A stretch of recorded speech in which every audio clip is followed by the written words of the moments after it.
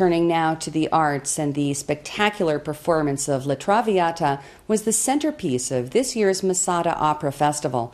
The moving portrayal of Guiseppe Verdi's romantic tale of love and death took on added depth when it was performed at the foot of Masada on the shores of the Dead Sea.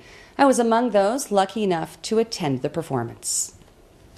The selection of La Traviata by the 2014 Masada Opera Festival holds special significance in the country's musical history for being the very first opera ever staged in Tel Aviv in 1923 during the British Mandate.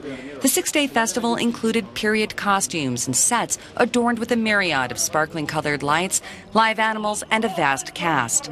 Accompanied by the Rishon LeZion Symphony Orchestra, Romanian soprano Aurelia Florian left the audience spellbound with her performance as the heroine Violetta, who was forced to reject the love of her suitor Alfredo after being pressured by his father Giorgio because of her past as a courtesan. The two lovers briefly unite, although Violetta then suffers an early death.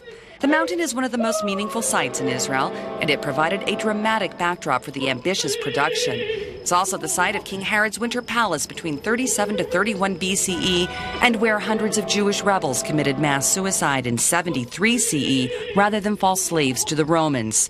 This is the fourth time the festival has been based at Masada, and it has even attracted non-opera buffs.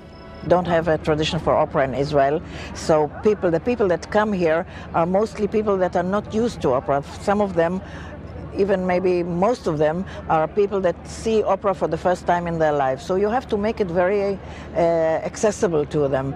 At least 3,000 visitors came from abroad just to see La Traviata.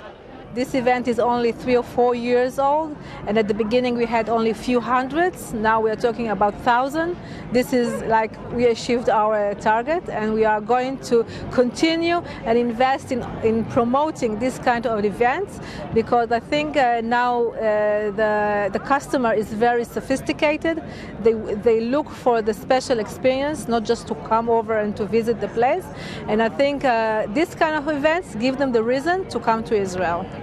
Highly acclaimed conductor Daniel Oren, who's also the Israel Opera's newly appointed musical director, says that the location inspires him to achieve greater things and that he hopes the festival will become a world-renowned event. Through the music you can go really very, very, very, very high, and in this place in the desert you can achieve to do magical things. My dream is that this really becomes one of the most important festivals in the world, because the place is unique in the world. You cannot find such a place.